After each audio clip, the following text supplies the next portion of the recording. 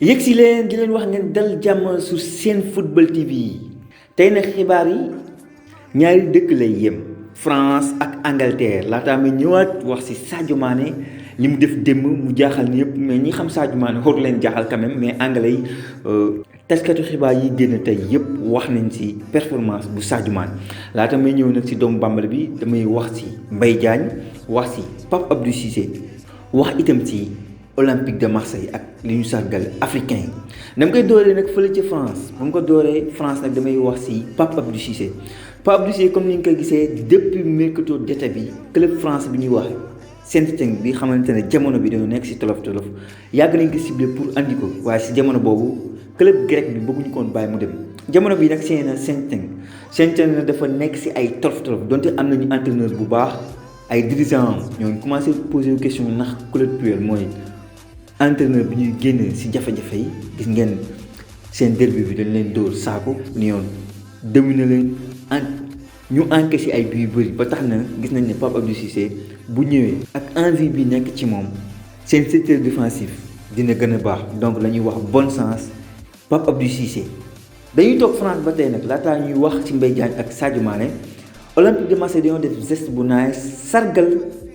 Afrique bu ñu ne dañoo sargal Afrique nag dañoo génne ñetti maillot tey jii di wax ne maillot yi nag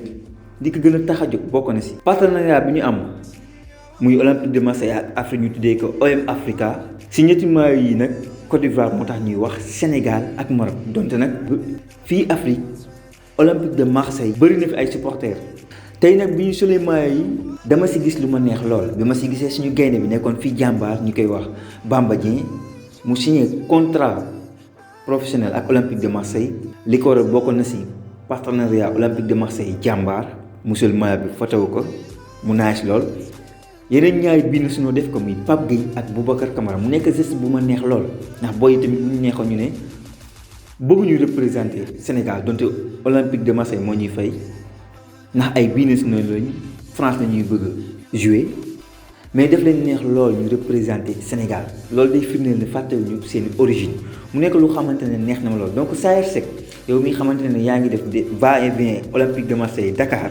waxal ak booy yi boo leen mënee indi Sénégal dina ma neex lool donc booy yi jaajëf fàttewoo leen seen origine li ma si gën a neex mooy photo Sénégal yi ñu leen def si suuf. donc bu ma jógee foofu nag France damay dem fële ci Angleterre championnat bu mag ba Premier League wax si Mbaye Diagne comme ni ngeen ko gisee nekkul woon si tolof du côté de Galatasaray mu ngi doon dugal bii xamante ne. loolu la coach di xaar ci attaquant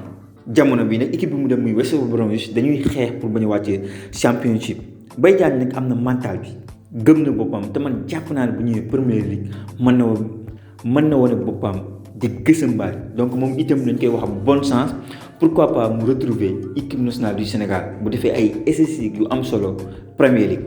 bu ñu jógee foofu nag dañuy wax ci doomu Bambal bi Sadio Mané numéro 10 gëm boppam faalewul dara après Ferdinand après Owen beneen légende nekk ci télé yi di wax muy Carragher wax na ne. waa Liverpool Sadio Mané bu nekkee ci forme moom te Liverpool dafay jafe lool boo leen gisee tey sax journal yi ku nekkaa ngi wax Sadio Mané donc Sadio Mané li ñu ko doon ñaanal man dama jàpp ne rek mooy Cristiano Ronaldo li muy wax bii comme këccëg boo xasee ba benn sotteeku yeneen yëpp day génn donc benn bii rek lañu doon xaar mu dugg après man jàpp naa ne Sadio Mané bu fekkee Liverpool dafa bëgg gagner Premier League Sadio Mané bu nekkee ci forme mën nañ ko am. donc man d'accord naa ak Carragher ci côté boobu mbokk yi nag ci commentaire yi wax leen ma seen xalaat ak seen gis-gis ci xibaar yi di leen jaajëfal di leen wax ba beneen sur seen